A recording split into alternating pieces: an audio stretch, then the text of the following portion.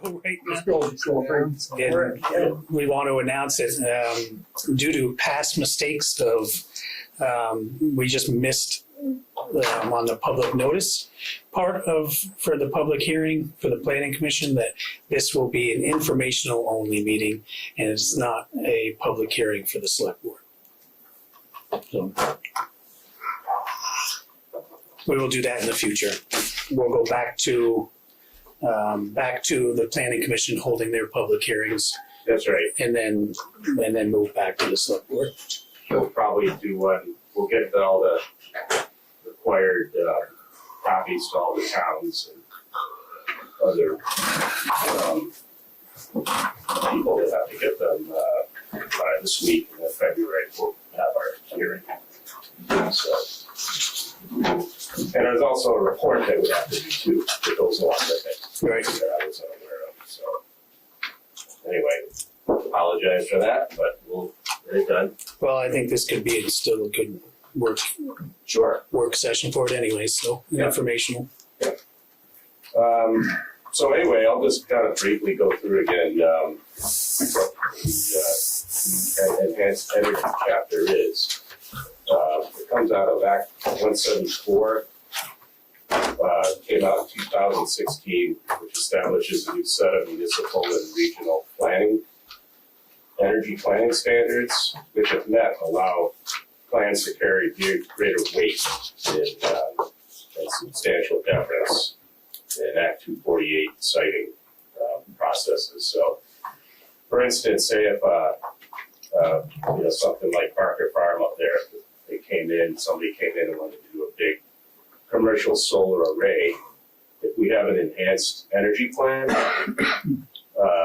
we would get what's called substantial deference, which means that they would have to look at our energy section, and if we have specific guidelines, they have to adhere to them. Since we have in there that any solar array projects need to be screened, with plantings, things like that. They have to substantial deference. They would have to adhere to that unless there was some overriding concern with the state. So, and so there's 4 sections, and basically the plan encourages the efficient use of energy. And the big thing is that they want towns to be 90% renewable by 2050. And then this section, the plan actually outlines how the town can do it. It's not legally binding.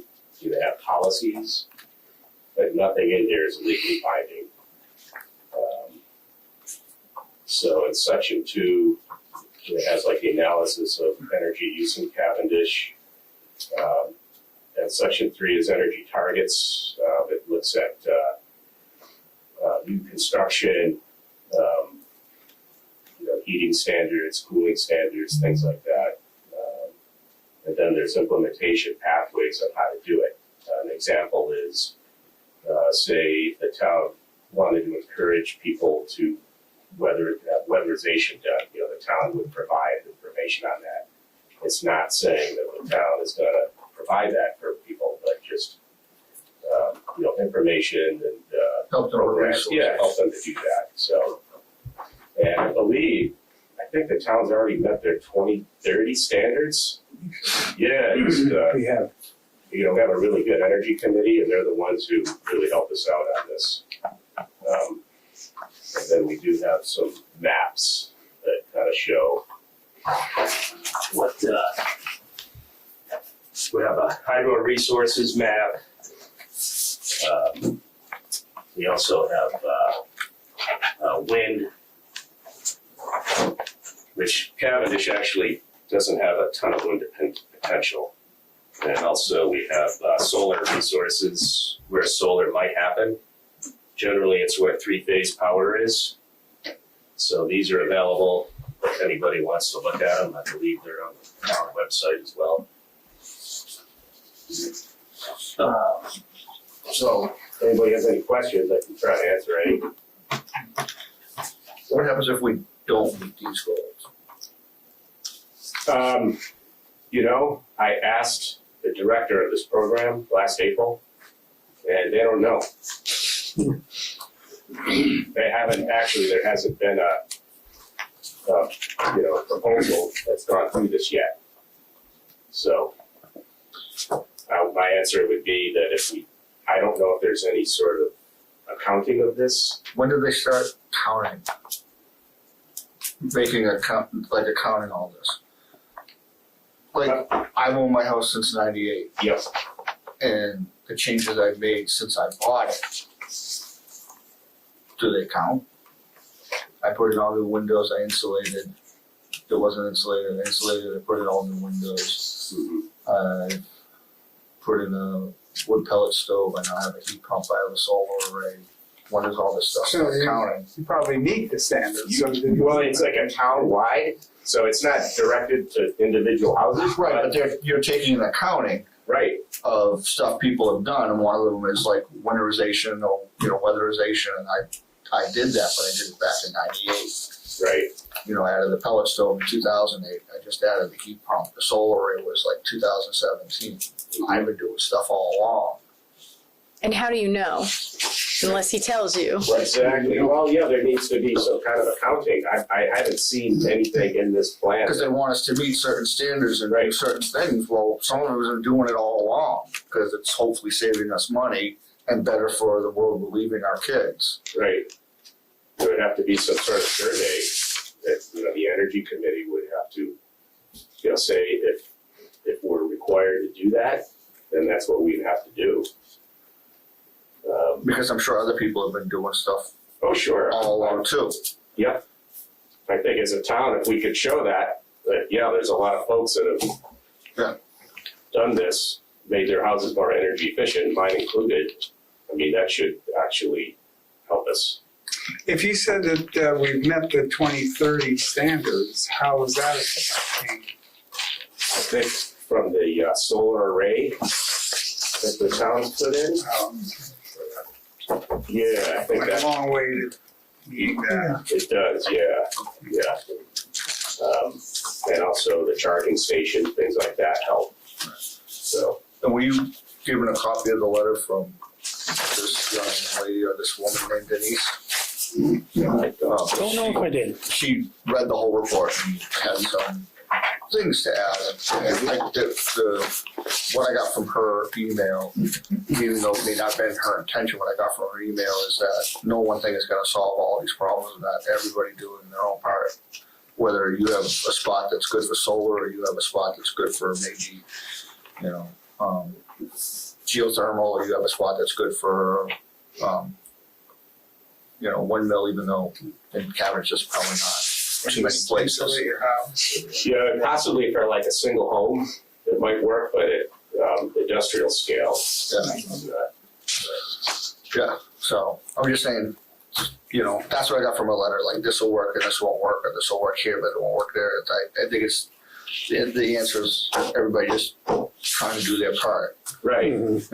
Some people might like the idea of electric vehicles, but if you're scared about them catching on fire and not being able to put out, or how much it costs to replace the batteries and things like that, and how are those batteries made?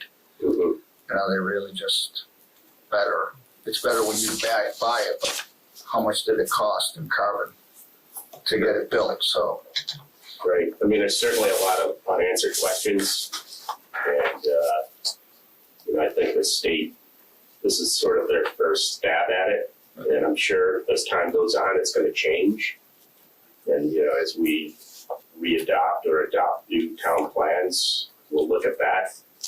We'll see if it still works for the town. If not, we don't include it. But it's very new. So like I was saying, I don't think there's been any projects to my knowledge that have been reviewed with this. So the main thing is, I think it gives us more local control. so You said, I have a question. Sure. Can I I don't want to just make an assumption here, but I'd like to know that when you say this is not legally binding, that it's actually, when you guys go to sign off on this, if you choose to or not to choose to do this, that you know that it's not legally binding, and it's written somewhere in that document. Because like I know about the Global Warming Solutions Act, the state is on the hook, the taxpayers, if we don't meet the goals that has established. In other words, we can get sued financially, and that comes out of my pocket. And I would rather not have a repeat of that at the town level. Can you explain that? The Global Warming Solutions Act is set up so that if we don't meet certain goals, that the Sierra Club and these other organizations are obliged to come in and sue the state of Vermont for not mandating enough changes. And that's a fact. I can send you that information if you'd like. It's well researched. That would be good. Yeah, it's part of it. Right. Well, And we're not meeting, the state is not meeting the goals. You know, we're you know, at that level. I mean, it's not happening. It's been in the news, both the Digger and the Vermont Daily Chronicle. Yeah, well, I mean, not that we're not trying. I mean, I have a super efficient home. Don't get me wrong. I'm absolutely not against having alternative energy, you know, but it's like, I'm smart enough to know that as an individual, I can make those decisions on my own, which I have made those decisions on my own. It's sort of a free market perspective. I don't need some organization that's taking my tax dollars and telling me I got to do it, because I'm trying to do it as it is. Mm-hmm. Have they done that yet? Like the Sierra Club, have they brought any lawsuits? No, they have not yet. They have not brought the lawsuits yet. Mm-hmm. But that's in the hopper, and that Global Warming Solutions Act was designed to have that trigger in it. If we don't meet certain goals by certain dates, that organization can sue us for the state, which is me, you know, as a taxpayer. I'm part of this. We're all part of this. They can come on to us and say, well, you're not doing enough.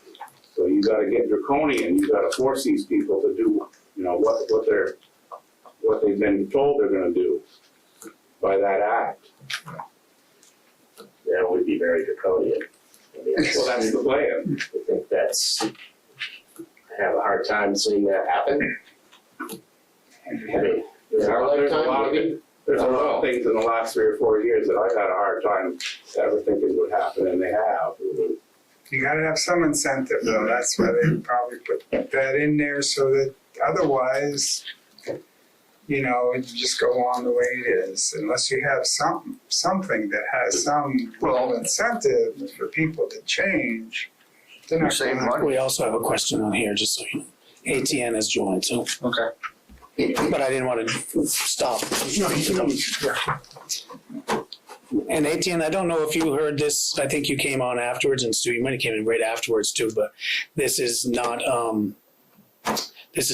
the public hearing, because we missed, on warning of the planning commission, we missed sending to surrounding towns, so this is informational meeting only, and it won't be voted on tonight, so. Okay. thank you. Yep. Did you have a question, Etienne? Yes, I do.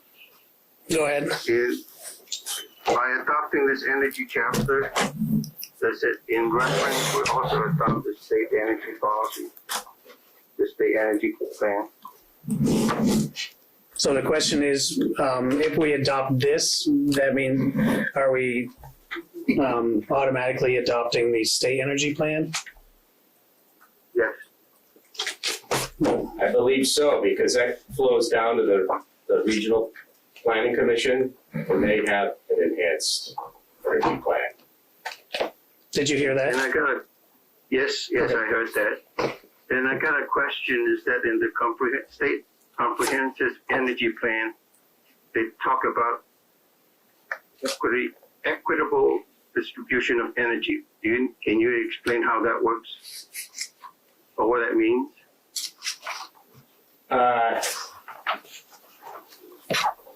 Well, that's a good question. I think probably has a lot of different answers, but I would say that, you know, providing efficient and affordable energy for all supporting programs such as weatherization for folks who can't afford to do it.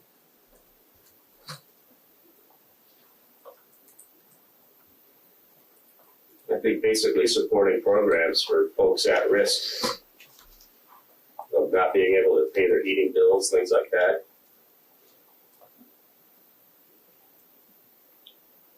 I'm not sure if that answers your question, E.T. So who actually pays for it? The town does? Well, I think there's existing programs now funded through the state. I don't see the town funding this. Okay, thank you. So you said that part of the meeting the 2030 goals, It was 50 goals, 2050, was part of the solar array and the electric vehicle charging station was part of that? that contributed to reaching those goals. Right. And I think right now we're at our 2030 goal because of those. Yeah, I think they broke it up into certain, decades or every 5 years, Right. trying to meet markers of progressing to these goals. So, Now, if you haven't done a survey yet of what everybody has, I would assume that's only going to get us closer to the further out goals, right?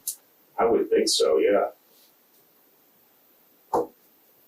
So probably like a policy would be, the select board could direct the energy committee to conduct a survey, to see how many people have done weatherization on their houses and commercial buildings too. And that could be added in.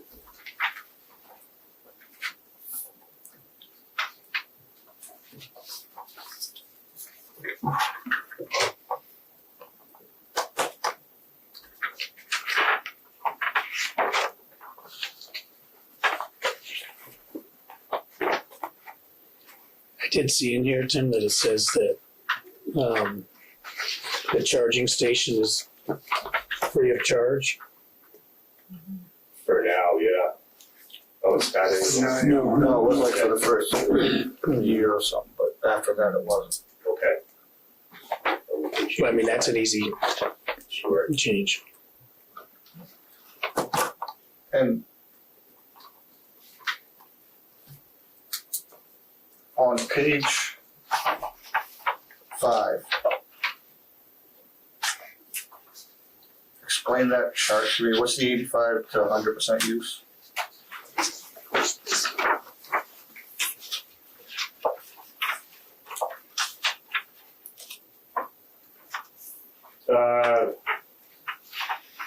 I'm not really sure. Okay.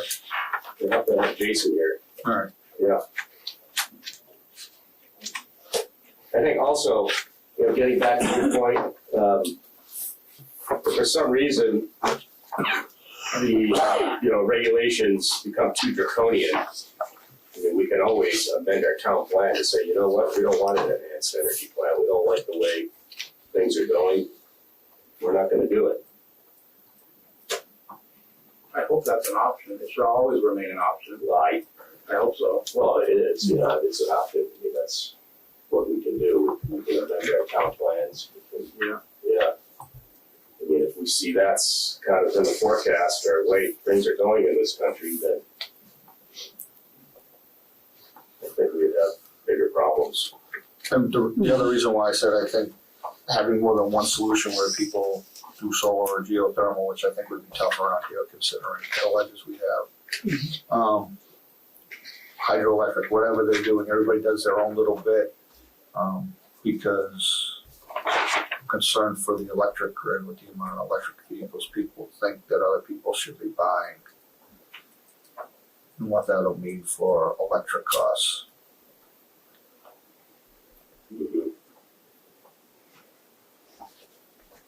Looking at this, I think what this chart means is that, like for heat pumps, it's 3.2% of homeowners use them, and the 85 to 100 that 3.2%, 85 to 100% of them use it. think that's what that means, but I can verify that with Jason.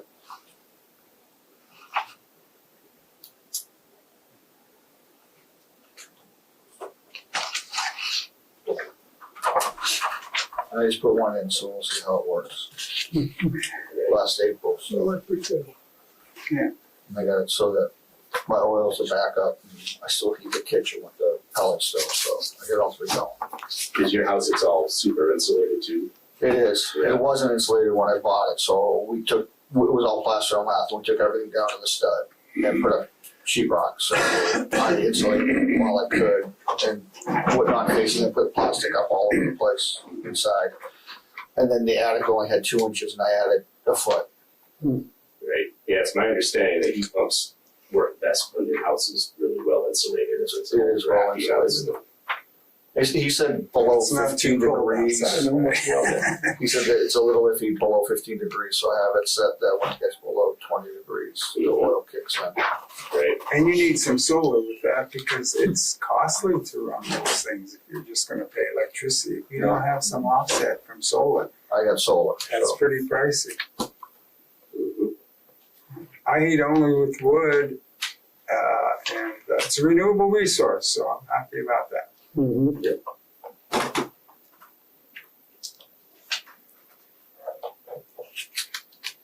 And I guess wood is still considered a viable option. No, still in here. Anyway, I remember reading. yeah, I've heard some controversy on that it takes like 50 years to get a wood lot. So I guess it's still renewable, but Got 23% stack efficiency going up the chimney, so 70% or more is going up the chimney out the heat. I mean, as far as efficiency, your propane high efficiency boilers are the most efficient. Of course, you're using fossil fuels. But wood is also a carbon trap, secures it for a while. But wood- Yeah, the particulates don't fall far from the source either, so it's not like it. Maybe not. Keeps the arthritis away too. I like it.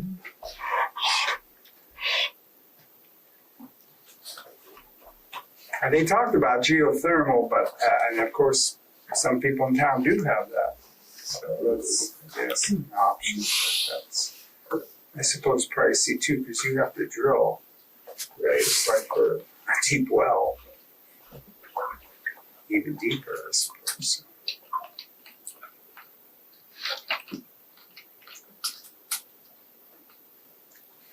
How's that work when you're close to like the river or something? Because you're eventually gonna hit water. for hydro, No, for geothermal. I don't know. I don't know a whole lot about geothermal, I know it's expensive.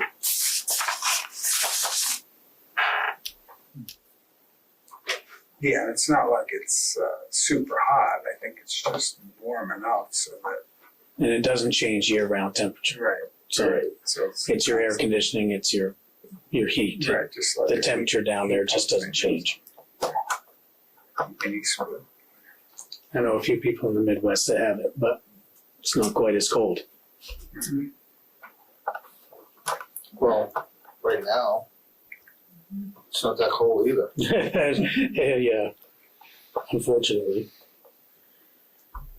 It's January, we're not all wearing coats. December, we're not all wearing coats, almost January, we have it there. Yeah, also, on the first page, we added in, number 3, in addition to renewable forms of energy from solar, wind, and hydro, we urge the state to seriously consider other alternative energy sources that are clean, safe, and reliable. And that could be anything, Mhm. because we don't really know. Right. You never know, I mean, nuclear could be safe someday. We'll figure out the storage. But, so I think, it's a fluid document, so I could see it changing in 5 years, 10 years. Is there a, like the town plan, is there an update schedule for this part of it, or just with the updates of the town plan, I guess? This will be a separate update, and then I think a town plan. Is it every I 5 guess in years? 2 to 3 more years, we have to Yeah. rewrite it or re-adopt it. It's a little Yeah, longer because it than was, Longer than what, that. 19 19 or or 20. 20 did we adopt? I think it was 20. Yeah. 25. Well, you'll start working on it next year. Yeah, we do have a list, yeah. We do have a list from the Regional Planning Commission that addresses certain things we ought to look at. So, yeah, we should be starting that for sure. Because that takes quite a while. But, I mean, that's all I have on it, unless anybody has any other questions. No, thank you. Thanks for coming. No, put some information out for people. Yeah, well, that's the idea, you know, we want a lot of participation.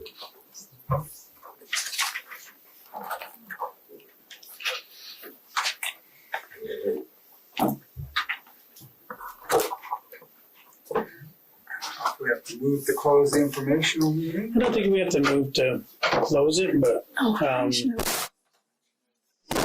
no, that's not. But I didn't have the select board meeting starting right afterwards, so we'll still wait till 6:30, just. 6:31. Approve the minutes from November 13th. Everybody see them? Yeah, What's your pleasure? I'll move we approve the minutes of November 13th, 2023. I'll second it. All in favor? Aye. Opposed, none? We need to adjust your agenda. We do, under new business item number 1. Tonight, we're only gonna be talking only about one parcel of land, and the second one listed there will be discussed at a future meeting.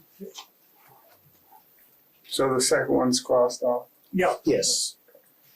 Okay, here, citizens. Can I say something? Yes. I'd just like to thank the town crew for doing such a great job. I really appreciate it. Yeah, they never failed, at least in my eyes. All right. Diane, the floor is yours. Yeah. I'm asking the board to approve the correction of an error on a parcel that was not taxed for an education rate. It was a case of the codes that you enter into the computer for the tax billings, and it was omitted. So they were charged considerably less. And with the board's approval, before 12/31, any errors in the grand list need to be corrected for that year. Then I can send out a revised bill, which will include the education tax, which is considerable. Do they know about this? I wrote a letter, but I'm sure it has not reached them yet. Are we gonna charge them back for this year? Well, you you correct the bill for the 2023 grand list, which was billed in July. So yes, Okay. that's the reason. So really, If I didn't couple discover, of payments, right? if I didn't discover this until January 1st, we would not be able to correct this year's grand list. It would have to wait till next year. But according to statute, we're allowed to discover the error, get select board approval to correct it and issue a revised bill. And what's your pleasure? You have a vote on this. I guess the move to correct the errors in parcel number 1R06-148.02 I'll in second the that. omission of education tax billing. I'll second that. All in favor? Aye. Opposed, none? So if we wait on the second one, will that become a problem then of not being able? We'll need to do this before 12/31, but we have, I have a board of tax abatement meeting to schedule, a board of civil authority meeting to schedule, and I'm guessing that you'll have a budget meeting before the first of the year, at least one, so I thought I could call Okay. a special board meeting just prior to any of those three. We have two more properties that asked for assessment, Wow. reductions in their assessment. So I have that information now from Al, from Nemrick, who went out, he viewed the properties, he made a suggestion for a lowering of assessment. So I need to have a Board of Tax abatement meeting for that. So that'll be for the future, before 12/31. Before we move on, I'd like to welcome Dave to the board. Yeah. Got that earlier. Right. Now we'll go to 2, discuss 2024 future voting. Again, this year by vote of the select board, we can again vote by Australian ballot instead of the floor vote, if the board so desires. And I just wanted to make sure we had this discussion now in case there's a discussion on having that for the future as well, long term. But I guess the only thing for tonight would be whether or not the board wants to go back or another year of the Australian ballot voting. Well, I'll tell you, if you're gonna have Australian ballot, you're just not gonna have town meeting. Right. There's Well, I think- not gonna be any reason for people to come out. Really, it's like an informational meeting or something. And That's part of it. That You'd have to- really just kills it. It would, the last couple of years haven't been bad as far as the informational meeting. On Zoom, there was one year where, but the schools do the Australian ballot, and I go to those meetings, and it's usually me, 2 or 3 other people on the board. So we're outnumbered by the board there. It's like, Yeah. so, if that's the way people want to go, that's fine, but you're killing town meeting. Yeah. I mean, this year it's a vote by That's okay, you finish, I can. vote just by the select board if they wanted to do that. If it wanted to be the future, it would have to go to the townspeople, but it would have to be put on this year to vote on it this year to take place next year. Sure. Yeah. I was just gonna point out for the last 3-4 years, we've had like 80 people Yeah. at town meeting. It's been 20 minutes long. Nobody asked any questions.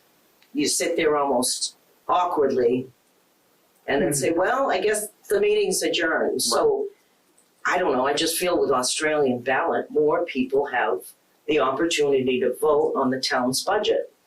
When you have town meeting, you have 80 people deciding everything for everybody. So I don't know, I'm torn because I like the idea of town meeting, but it's not well attended and it hasn't been for a very, very long time. Even Well, before- since COVID, pretty much. even before. Before it was. All the numbers just have gone down. Yeah. It's the same people. Well, I'd rather have people be informed and vote than people that aren't.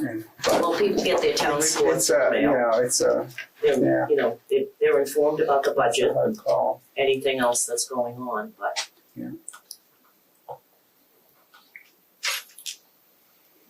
Yeah, I mean, basically it's the budget and a few articles, because all the representatives of select board or whatever was all Australian ballot anyway. But, that's the longest part now is the representatives talking. right. Indeed, so. Any other comments? There's no way to allow people to vote when they're on Zoom. Not yet. Because that's what I feel like a part of the meeting, if they can't make the meeting. Whether it's just chalk error or whatever it is, they could at least attend by Zoom. We had several people attend by Zoom last year, year before. And the informational makes it easier on the moderator, but The informational meeting makes it easier on who? the moderator, Oh, the moderator, yeah. but, I don't know.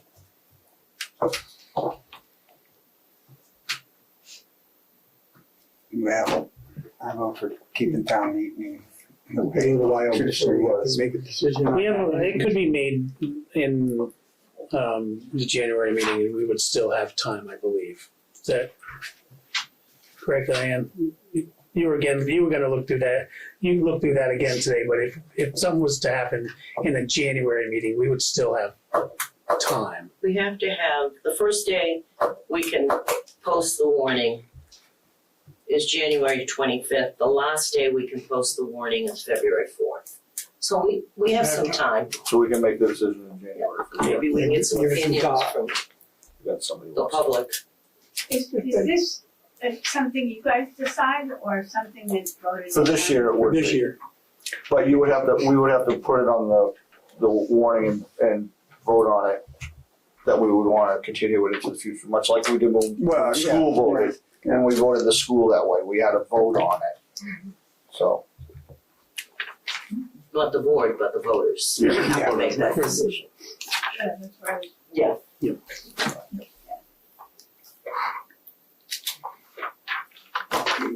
there's nothing else on that, we'll go on to Carlton Road discussion. So a little while ago, I was given a building permit for the end of Carlton Road, which actually just made more questions and answers, and that's why we're here tonight. I have not signed the permit yet because there's confusion on whether it's a class 4 road out to the property or or no road, I guess. And I keep getting more and more information, but Mr. Rabinati is here as well. I gave you a copy of the email and his survey, but he's also here to talk.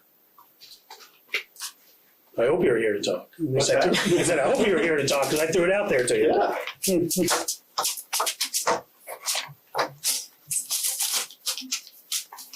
Here's some big copies of the plan.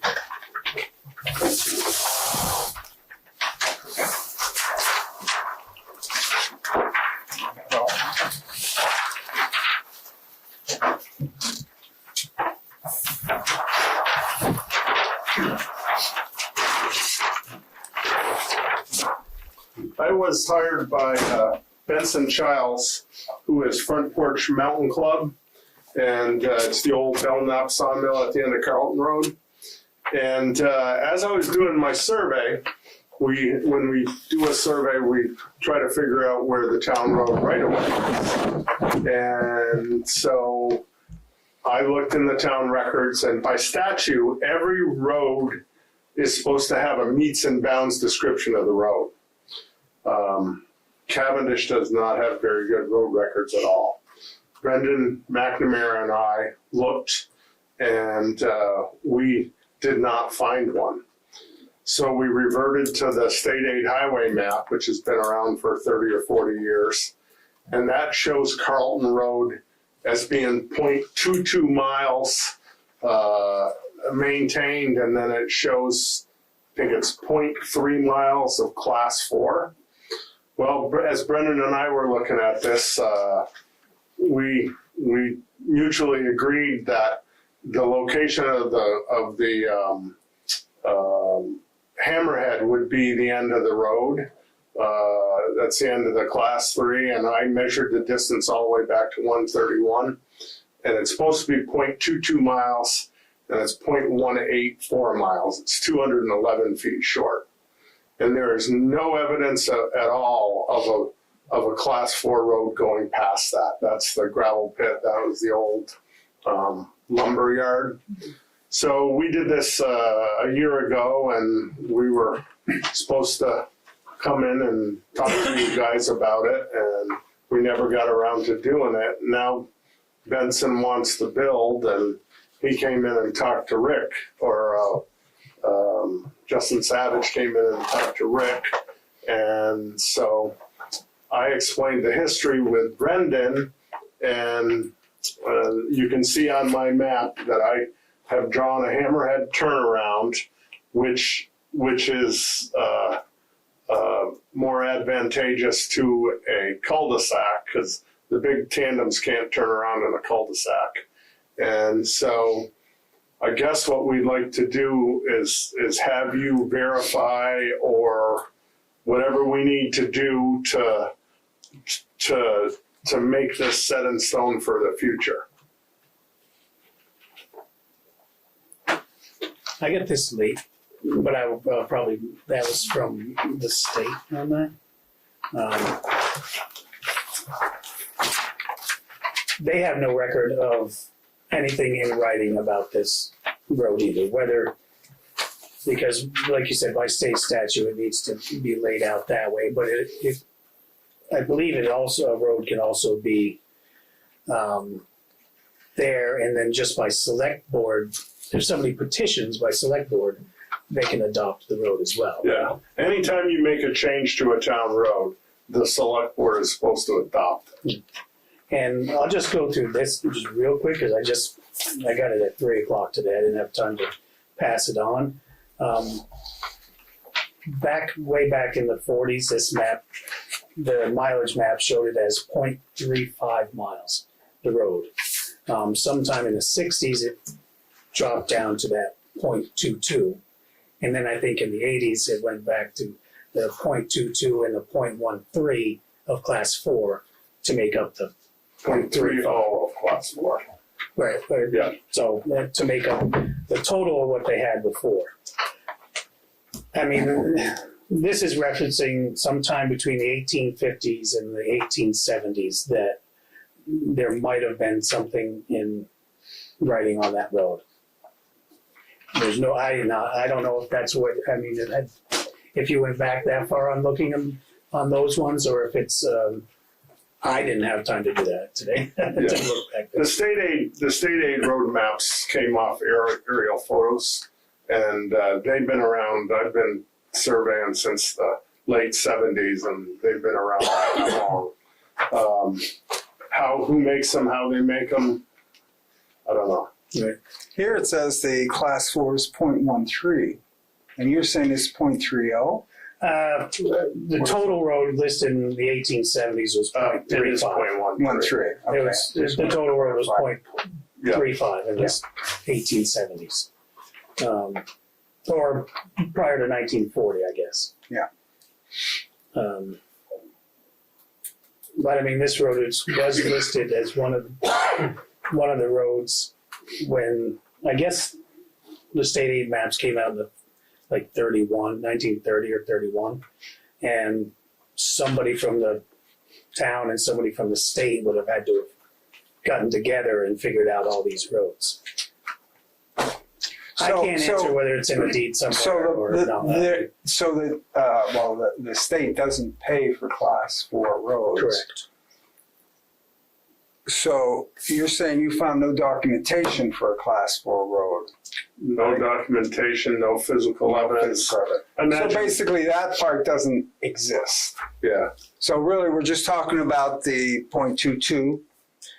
Well, actually, all we're talking is that class 4. Tonight, all we're talking about is the class 4 too. To eliminate the class 4? Right, because The way my plan is drawn, it shows the town road being 0.184, which is a little short of 0.22. Mm-hmm. which is a little separate than the building permit, being on class 4, and the water and wastewater permit of having, and that's how it started. When there's a water and wastewater permit with the state listing 4 structures, 3 houses and an office, then that either requires a new road, a private road. It can no longer be a driveway for 911 purposes. Right, that's a private road. Right. So then, whether you make this, and then it came into fact, well, it's a class 4 road. Town plan says, which is, I know, not legally binding, but we don't allow building on the class 4. So that just threw it all into confusion for me for a while. And I guess what we need the board, there's really 2 ways. Either there is not a class 4, and then they can move on, and they'll have to have a private road at the end of this turnaround, or dig deep into the 1850s or 1870s and see if it was a glass floor. No, it I makes, don't know if I have the ability or the Yeah, time right. to dig that deep. no, it seems to make sense just to eliminate the class 4, Right. which I've- is, there's no I've- documentation and. I've spent a lot of time way back into the 1800s in the records and on other projects, and they're just, they might be somewhere, but they're not indexed. And Cavendish is probably, of all the towns I've worked in, has the least road information of anything. Yeah.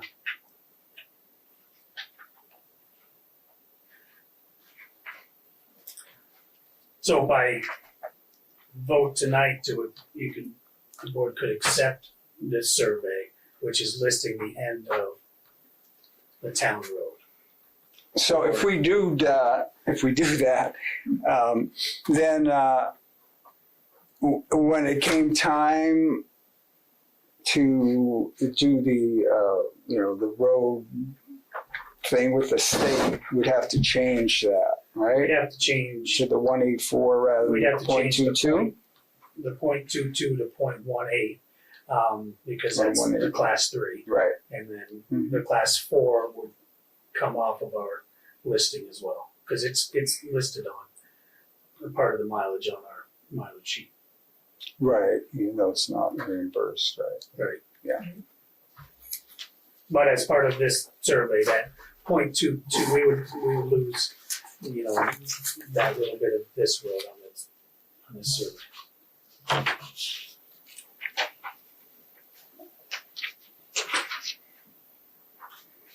And if we do that, then they can vote. They would be able to, they'd have, then it just turns into, that's just, They would have to make the That's private their- road after that. it's a private drive, and just on their personal land. And by the way, this class 4 that's listed here does not link any two properties. It doesn't go to a neighboring property where you'd have to worry about some long ago forgotten right of way. It ends on this property as well. By the looks of this map that the state gave me back in the 1840s or 50s or 60s, there was a house out there and just one house. So that probably was where that road had gone to at some point. Long before the sawmill. Or before the sawmill. Right. But yeah, if we adopt this, we change the mileage Yeah, from but no, 0.22 to 0.18. Get and subtract the class 4, and then they can continue on, and I wouldn't hold up the building permit because they would just need a private road, which for 911. So just for clarification, on this map, it says 0.18 miles from Route 103. It should be Route 131, correct? Sure, yes. Right. Yeah, right here. Is This it is Route 103. wrong that way? If We all do it. if you are going to adopt this, I could write a description that says just tying that end to Route 131 for you, just a quick description, and then beginning at a point 25 feet southerly of the intersection of Carlton Road and Route 131, then southerly and easterly 0.184 miles, whatever the distance is, to a point at the end of a hammerhead turnaround as shown on a survey titled by me, and that would be recorded. Yeah, because I believe we would need that in order to change any thing on the state mileage. They would require why we're changing it, not just simply, it used to be as simple as we remeasured it, but I think it's a little more than that now. Any other comments or concerns? If not, what's your pleasure? I make a motion, we accept the survey, You can do away with the. do the waiver of the class 4. Second. Second. All in favor? Aye. Aye. None? Okay, thank you. I will write that. Email it to you.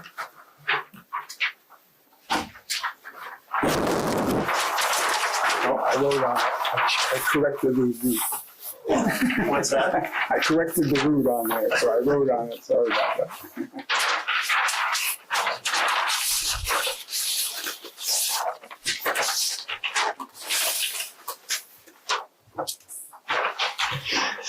Thank you.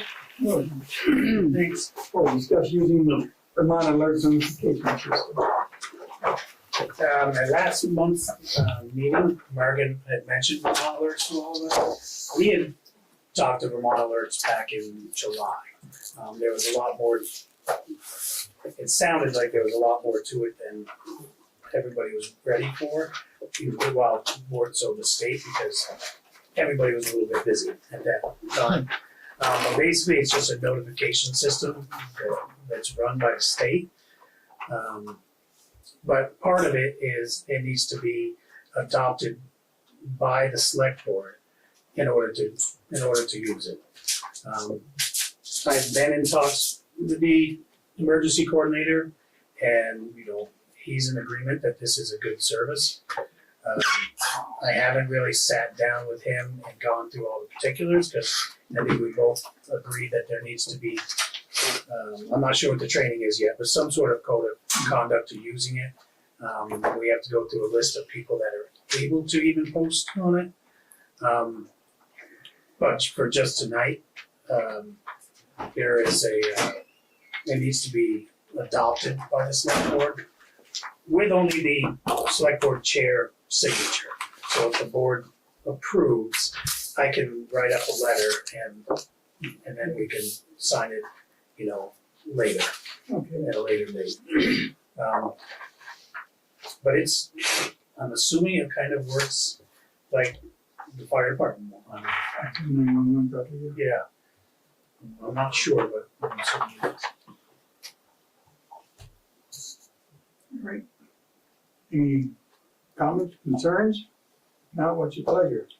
I would think we should move forward with looking into the system and having the board chair sign it. I'll second that. All in favor? Aye. Oh, none? To clarify, is that to look into it or officially adopt Vermont Alerts?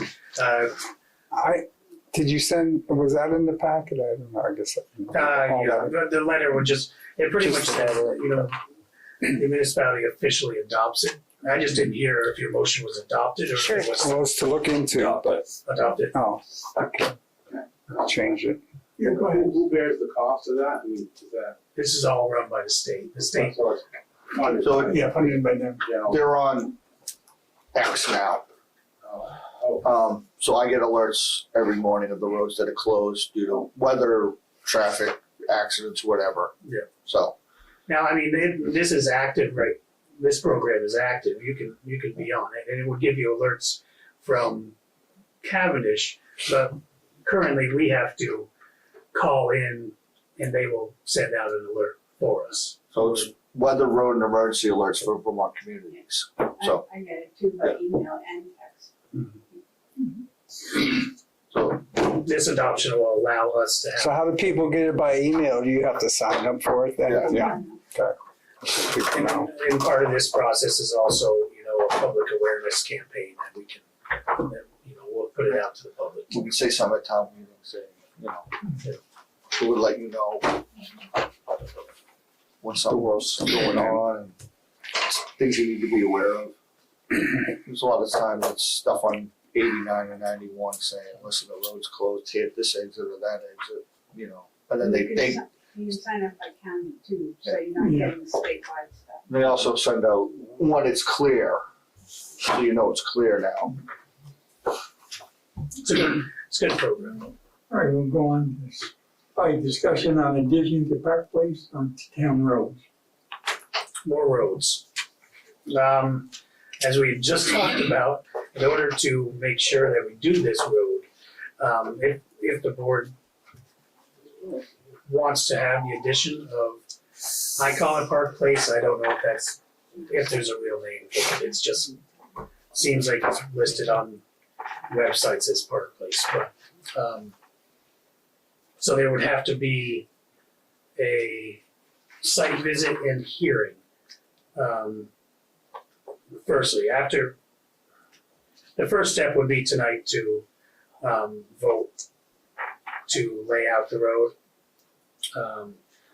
Second, we would need to set a date and time for a site visit, as well as, a public hearing, which is 30 days out. There's nothing quick about it. And then, of course, it needs to be surveyed. I believe we might have I think a survey. in fact, I yeah, think there's a survey that was done there, but when we get there, I can check that yeah, to make because sure. I remember just seeing one I had, it was, I looked at one, and as long as it will pass for what they need, which I Yeah. believe it will, it should be good. And then we could officially adopt it. But it starts out with the board making a motion to move forward. And maybe you have in the past, I don't know that. I couldn't find it. what, to, A motion to oh, move to, forward and lay out the road. yeah, no, we talked about doing that, but I don't think we've I know it's been talked about, but I don't. So done anything. that's the first step, and then we could set a date for examining the premises and, or, it's a busy time of year, so but that would be the next step after voting. And this has been maintained by the town all along anyways, correct? As, Yeah. but it's not on our mileage Right. sheet that we talked get- about. I haven't measured it either, I don't know how far it is, but it would make up the difference of Yeah, what we lost there well, anyway. we just lost a half an hour ago, so. Yeah. All right, I'll make a motion that we move forward on adding the dirt road behind the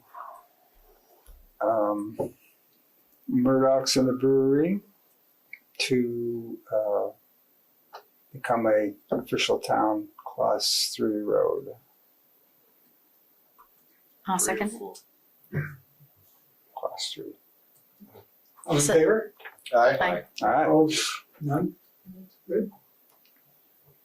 And I think that, yeah, because of the snow in the winter, I don't know if we really want to.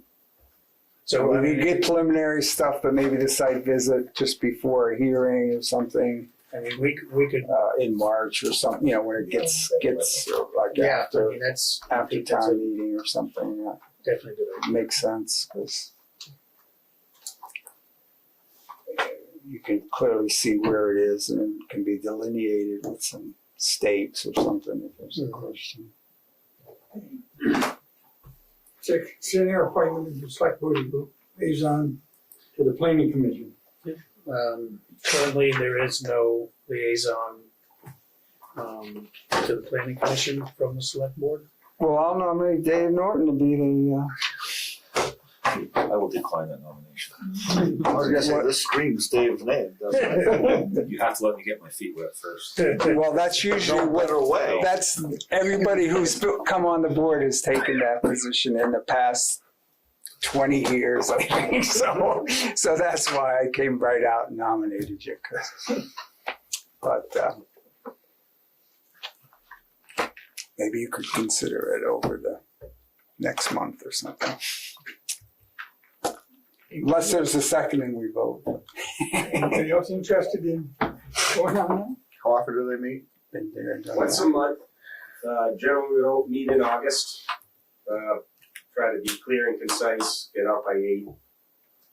So, That, I will say that there will be a few more public hearings coming up because of the flood hazard regulations. There'll be a couple of those that come.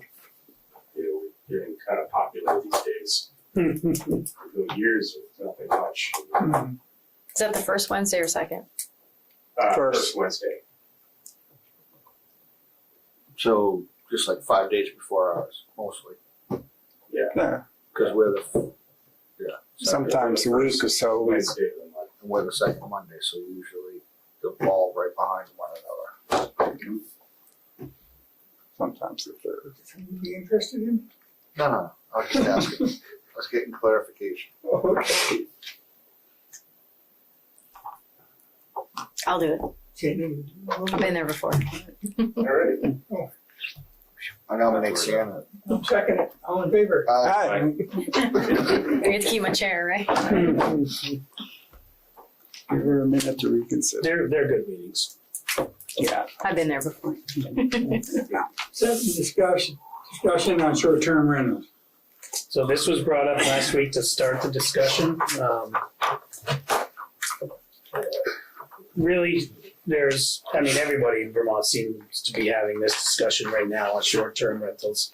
I know Reading, Selectboard shot it down, but Plymouth and Killington and Chester all have ordinances in place. Springfield, Woodstock, they have stuff in their zoning for, on that. I believe West Windsor is starting the process and having stuff in their zoning as well. I did put in there a couple examples of what it would look like, or what it could look like on an ordinance.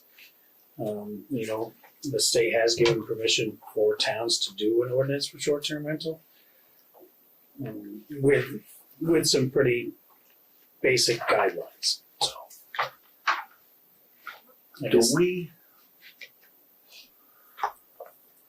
do anything about people who do long-term rental?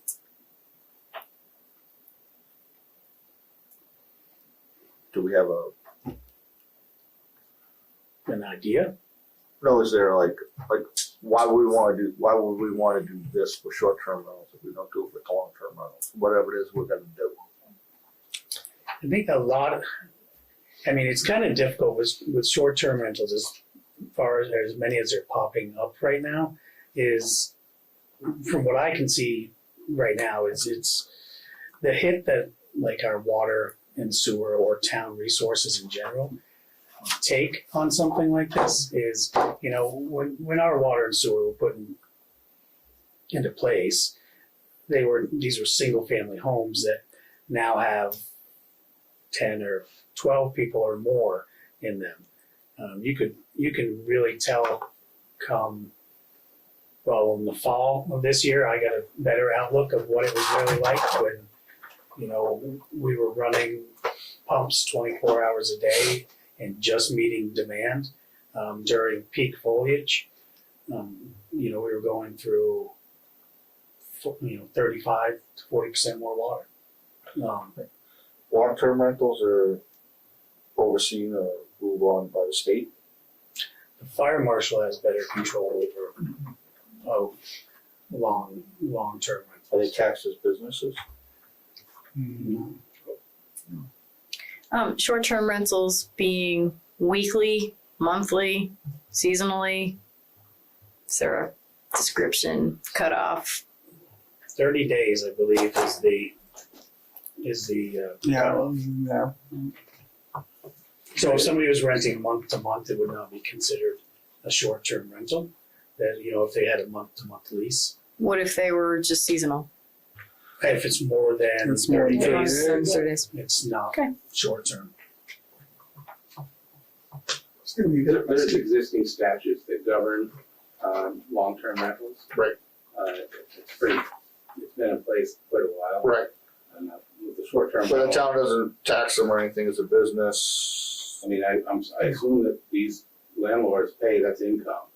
So they're paying both property and income. Property tax, but not income tax to us. No.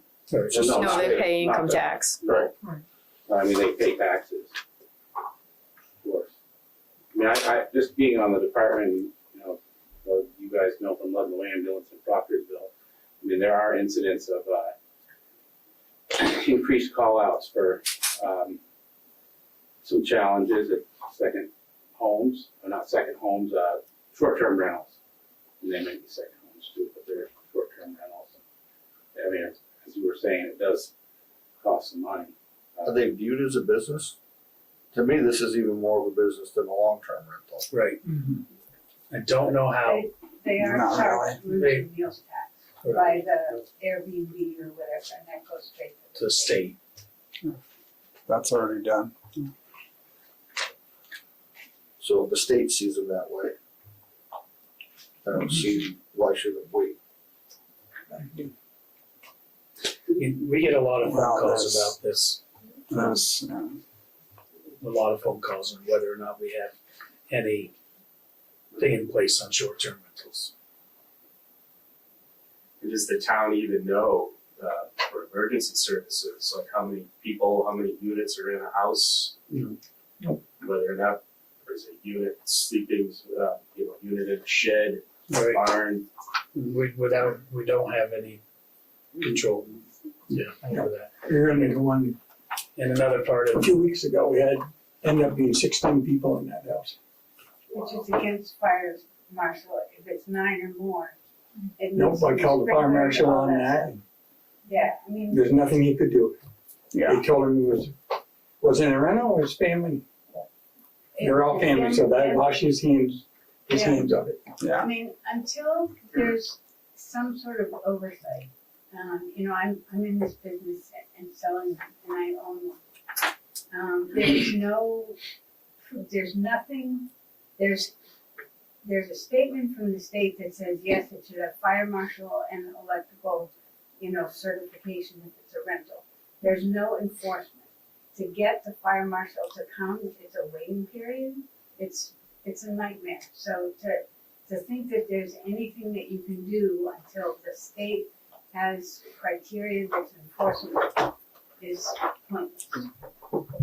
And the other part of that, it's, private property rights. There've been short-term rentals for years and years and years.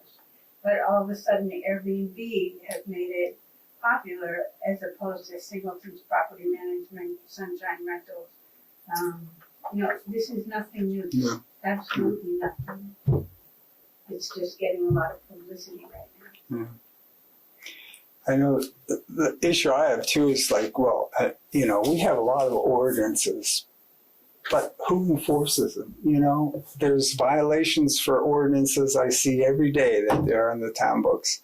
Who's going to enforce it? So if we do another ordinance, who's going to enforce it? And it's, again, creates an inequitable situation where maybe somebody volunteers the information, another person doesn't, and they're, getting away with it. So it's a tough one. I don't, ordinances. Like, I'm generally opposed to all taxes, but in this one instance, maybe it might not be a bad idea. Wasn't there some legislation passed last year where the town could do a 1% tax on Airbnbs? Did that ever go through? The town can do a sale. They have that. Yeah, they have that. But The state, Some but laws it's not looking at applied to it, but Airbnb. that's- Not yet. And that's just for sales tax. So that would just hit one or two places in town. Yeah, That's it. it's really hard because you've got to get somebody to go in. If they sleep more than 8, it needs to be sprinklered. It needs all different kinds of criteria. So, if you have that, but you're not enforcing it, and then are you going to be liable if there's a fire and somebody dies? You've got to be really careful. That's what I was worried about. If you have the regulations and there's no enforcement, if something does happen, the town's on the hook. It's tough for a small town too, because, who's gonna enforce it? Right. Ludlow has a whole fire Right. department. Chester has a police department on the Yeah. plan. You've got, and the other thing was that would require an administrator, and there's another paid position. Maybe you get it covered by the fees. Then you gotta train somebody so they know how to do an Yeah. inspect. And if they don't get covered, then the town's gonna be paying their You salaries. just can't put anybody in there to If you're inspect. going to do it, it should be on all rentals, not just short term. Because you're just as liable on a long term. Yeah. That's why I was asking. Yeah. What's the It's, difference? Right. To me, they're both businesses.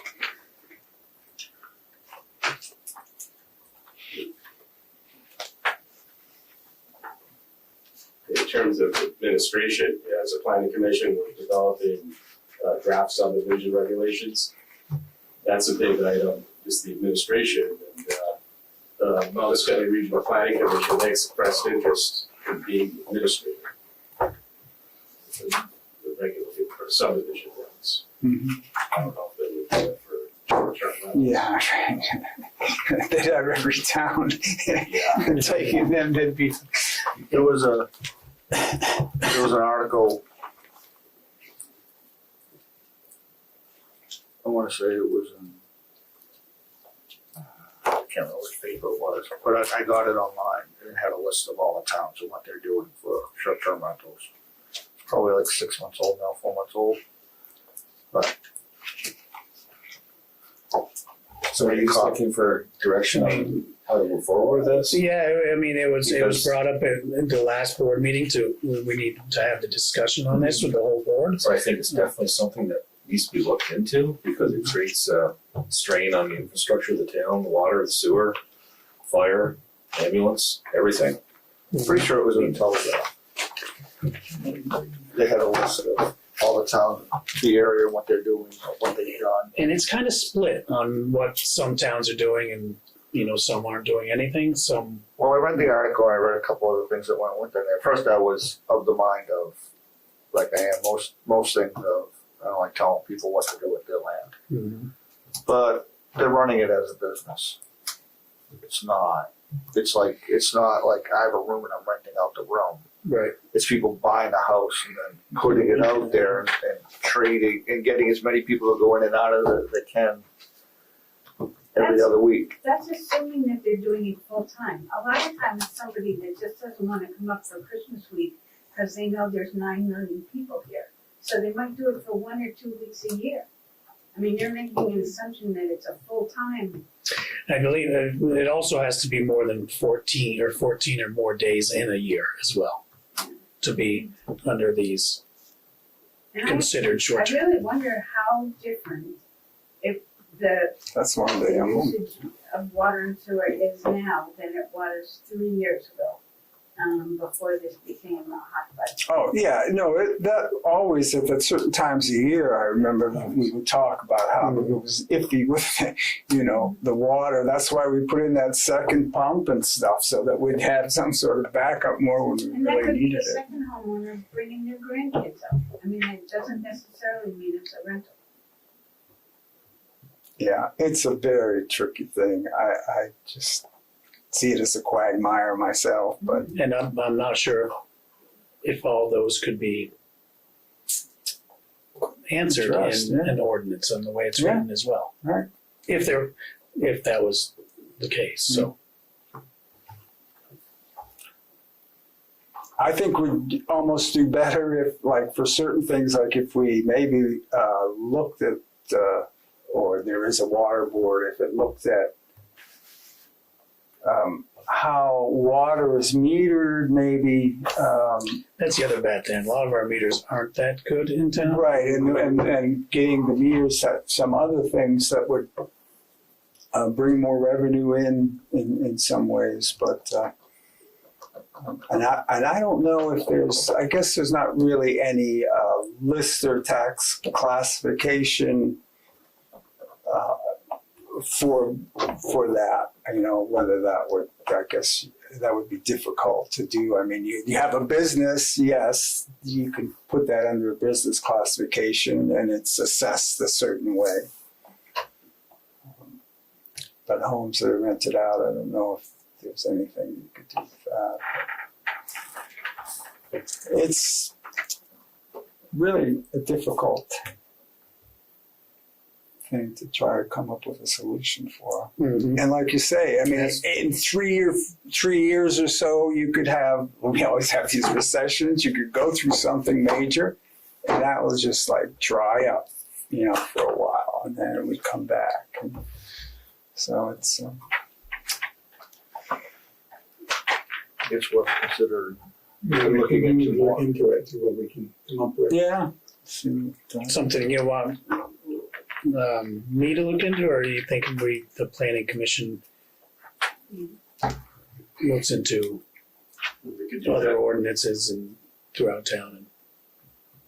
Sure, we can do that. Yeah. Better take it off you. I didn't want it to really sound like that, but yeah, that's pretty much where I was going with that one.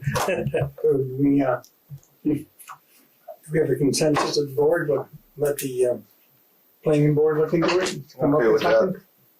Everybody okay with that? All right, If you Can you can look invite them? into it, Yeah. make some recommendations and yeah, bring it to send us. it to you guys. See, Tim, I told you to stick around. I'm gonna throw you under the bus a little bit. All right, good date, set date for budget meeting. The season is here for budget talks. I didn't know if it was the board's pleasure to have one in December, kind of kick things off. It would really help.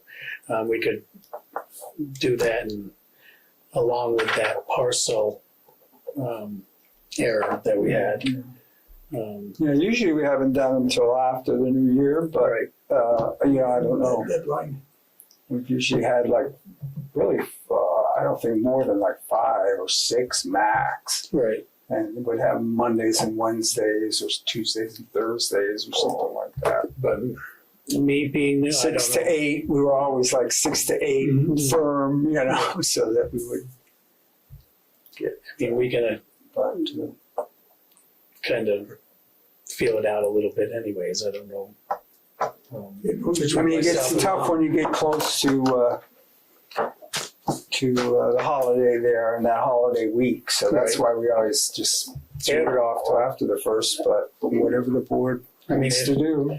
I would think it would have to be the week ending the week before Christmas, because in between is always difficult between Christmas and New Year's.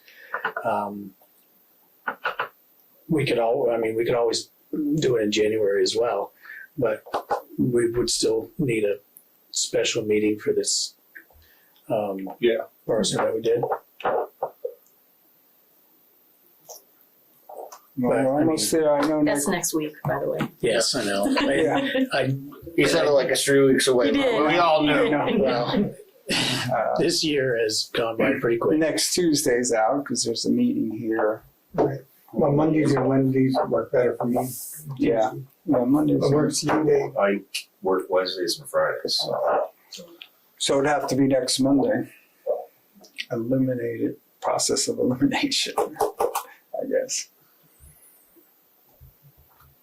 You know what works for you? I won't be here next Monday. I'll be waiting for a bus. Okay. So we can, Well, if we're all here, we can still meet without Shannon if she doesn't like vehemently oppose that thought. Or Thursday, what about Or next Thursday or Thursday? Friday. Is that, you working Thursday? Thursday's fine. Thursday's fine, how's Thursday for you? That works. Works for me. Yeah, So we'll do next Thursday. then. so next the Thursday. 18th? 1800? Yes.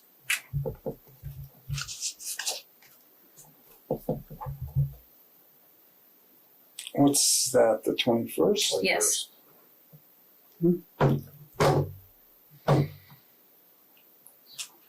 6 p.m. Yes, 21st. I don't know. I was on the wrong month there. It does, it goes up so fast. With that, we'll go to the old business academy building. Another one of these that keeps hanging in there for us. I got in touch with finally a surveyor that can survey the property at the end of this year. But in the meantime, I had talked to Reese about this. He'd signed off. It was a great idea. The question came back up of having the restriction of residential put and taken off the deed. I didn't think it was town, I thought it was Preservation Trust, our attorney thought it was Preservation Trust. Preservation Trust says the town put that restriction on in '86. Anyways, to the end of it, I told Reese this, he's gonna have his attorney write something up that both the Preservation Trust, the town, and himself can sign off on if they so choose to get rid of the residential. Then we can move forward. There's no sense, and I asked him, there's no sense in getting the survey done if that restriction is not gonna be lifted, because, but I know we did send him a letter last year stating that it may be lifted. That was, the town put that on. Yeah, I thought it was part of the Preservation Trust easement, but it looks like it was when the town gave up the property and sold the property is when it was put on. So it's separate of the preservation easement.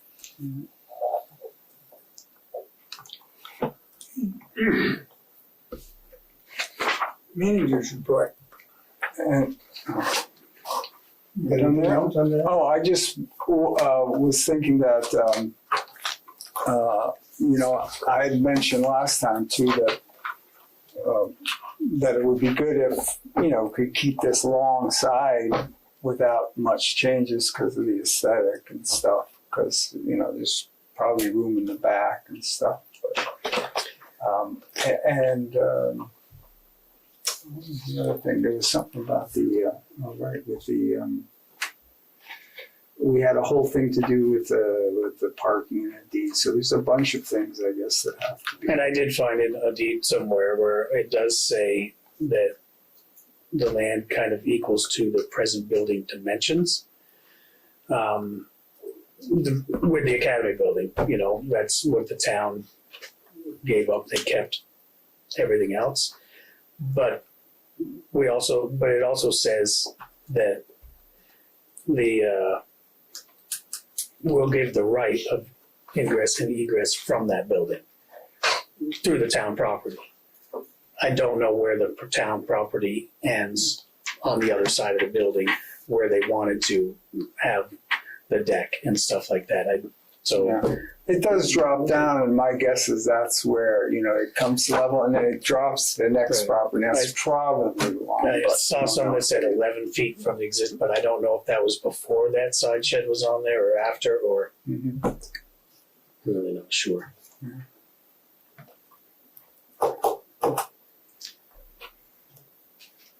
Any other questions? Now we'll move on to manager's report. Well, this warm weather and rain has really made our back roads a spring mud season. It looks like it. They're pretty rough shape. But we're hoping that this week cools down enough where we're able to get out there and get some of them taken care of. But we're aware that they're pretty muddy and ruddy in spots. We're getting used to mud seasons numerous times. This one's pretty good. There's some ruts and mud out there that you could get stuck in right now. How about the potholes? Let alone the ruts and mud you can deal with. Until you can grade the roads, right? No, but there's some that have been there for months. The bridge by Zimmer's, Brook Road, Field Hill Road that they meet. Davis Road, by the bridge, those are common. Those we could probably even get to. Because it's not until further up East Road that it gets real bad at the moment. But yeah, when we can get trucks and stuff out to them, we can get to them for sure.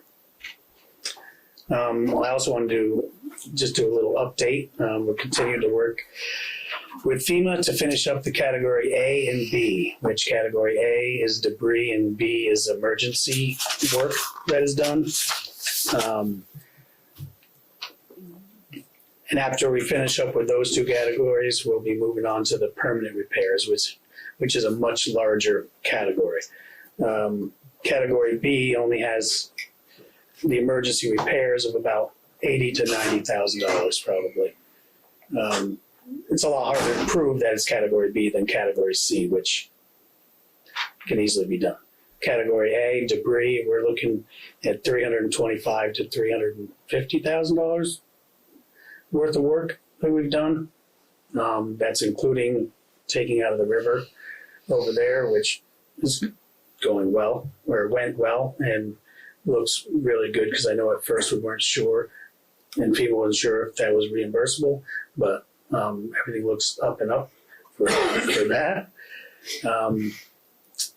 And to date, we've spent about $1.91 million on this event.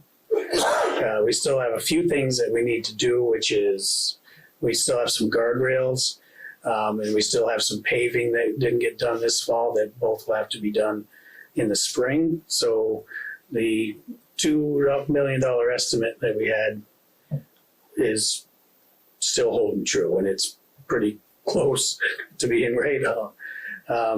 And I also want to make sure everybody knows we're still accepting pictures of the damaged roads, and those can be texted to 802-738-6445. What was that, 802? 738 738? 6445. Okay. We can't have too many pictures, so. And that's it. The business. Dave, you have anything? Ken? George? Yeah, I just wanted to apprise the board that next week we'll have a ARPA meeting, which will finalize the applicants and the amounts, and we'll be passing that on to the select board. So in the coming year, that'll be items on the agenda. We didn't actually reach the total amount of money, so we'll have some suggestions, but it'll eventually be up to the board to decide what to do with the money. So let you know that.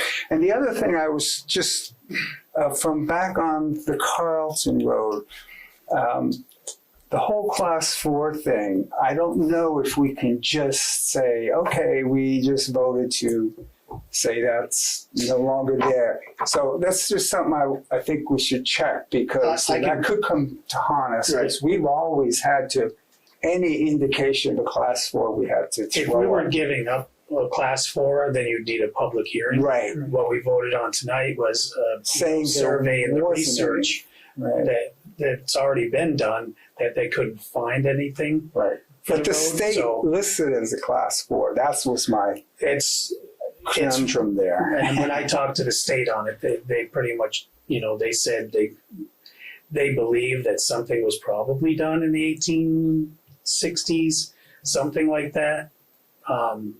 Finding it is another issue.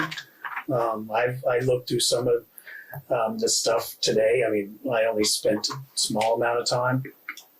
The print that's this big, handwritten, so I couldn't find it. I mean, it's not a big thing if we had to. You just have a hearing and, But being that it's just to be right, I can double check with that, but it was my understanding that when we voted on that survey, which says it was never a class 4 road, and to be honest, the state does not have anything on record for all of Carlton Road. So. No. Okay. That's what they told me today. Cool, There's nothing on record for any. I just figured somebody later could come and say, hey, that was never thrown up and blah, blah, blah. And that was, I mean, we could, that's why I was saying before, we could pay somebody to do a lot of research and come up empty-handed and do with the same answer that we got. But, I couldn't find anything. Not that I'm as good as these guys are at doing research, but I never saw anything that indicated it was a town road.